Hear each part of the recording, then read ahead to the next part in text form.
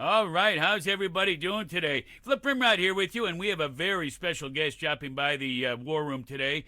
And if you're a video game collector, you probably know who he is. And if you don't, well, you should, because he's got a huge following on his YouTube channel. Let's bring him out.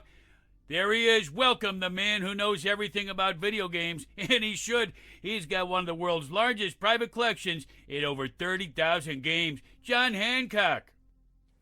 Hey, Flip, thanks for having me on. Well, it's great to have you here, John, and I know you're already a fan of our new game, Legends of Boom, and we're excited to have you stream it on your show and see what your followers think, and, everybody can have a good time. Without folks like you, indie game industry, would be nowhere. So, once again, thanks, hats off to you. But why don't you tell the folks who don't follow you on YouTube a little bit about yourself and those 30,000 games you got? Well, I don't know if it's 30,000 games, but my wife may beg to differ. I've been collecting video games for over 30 years, and I met other fellow collectors along the way, and we formed the Portland Retro Gaming Expo, which many of you may know as the largest retro gaming expo in the nation. Later on, I created my own YouTube channel where I talk all things Atari to Xbox. John, I am not going to lie to you. One of the big reasons I wanted you on the show was that I wanted to get your professional appraisal on a game that I purchased at a game convention last week. Actually, it wasn't even inside the convention. It was a total stroke of luck, really. I met this guy who came up to me in the parking lot who said he was going to go inside to sell his games at a booth, but his doctor had just called him and told him he needed to get to the hospital ASAP because they found out that a test just came back and he's got this stage 10 cancer on his brain. And Flip, I think you mean stage 4 because that's the worst type of cancer. Well, John, I'm not a math genius, but I think stage 10 would be worse than stage 4, just saying. Anyway, he said I looked like the kind of guy who would appreciate rare games, and he was more concerned about getting the game to a good home than the money because, well, he won't be needing the money on account of the stage 10 brain cancer. What are you going to do? Life can be cruel. So, as the industry's #1 video game pawnbroker, I thought you might want to check it out and, maybe make me an offer. Flip, I never said I was a video game pawnbroker. I'm a video game historian and collector.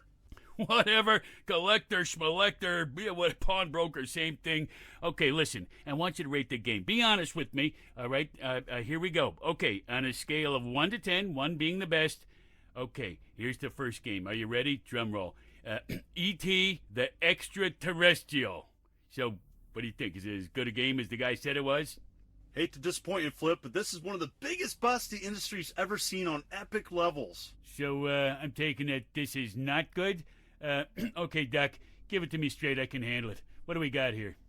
You said 10's the worst, right? Yeah, perfect 10. This game was like stage 10 cancer for Atari. It almost killed them. Howard Scott Warshaw, the game designer, even wrote a book called Once Upon Atari, How I Made a History by Killing an Industry. The sales started out great, don't get me wrong, but people wanted the next Pac-Man, not the gameplay E.T. offered. People returned the games to the game stores, in which Atari then took those games and buried them in landfill. Okay, wow. So that's not like a normal thing that happens very often, I'm guessing, burying video games.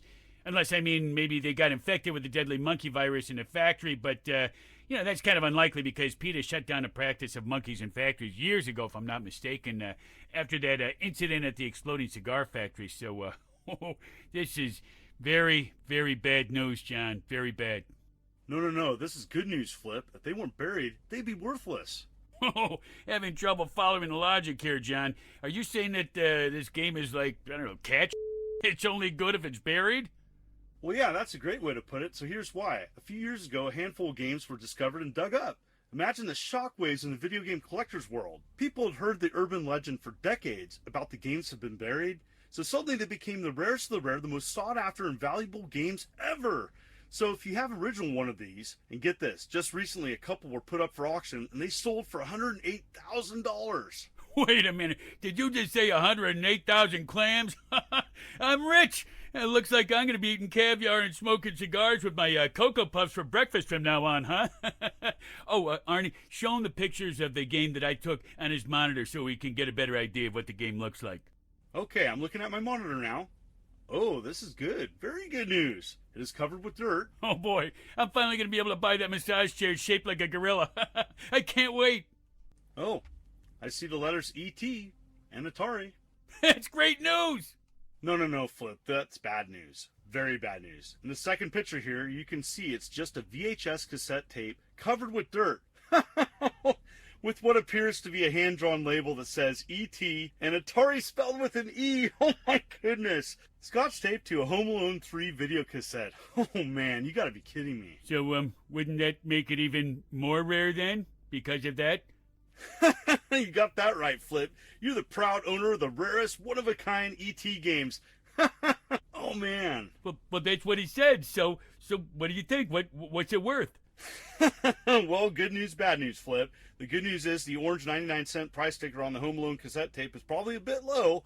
I've seen those selling for upwards of $5 at garage sales. But the bad news is that that's only if it's in a clean, pristine box. So you're probably looking at $1.50, $2 tops. Oh, wait a minute. What the $2? Are you kidding me, John? I mean, you just said it was one of the rarest games ever. I mean, $2? You gotta be kidding me. You know what, John? You need to see it in person. You can't tell from a picture on a computer. I mean, Tinder, right? I mean, who shows up at your door at 3 a.m. is never as advertised in a picture. Am I right about that? Now, I need a drink right now, and John, unfortunately, I'm going to have to cut this interview a little short.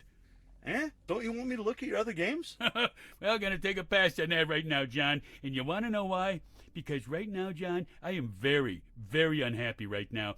And it's happy hour down at O'Heaney's. And I need to go get very, very, very happy right now. Capiche? Are you sure? Because I'm having fun. I'll tell you what.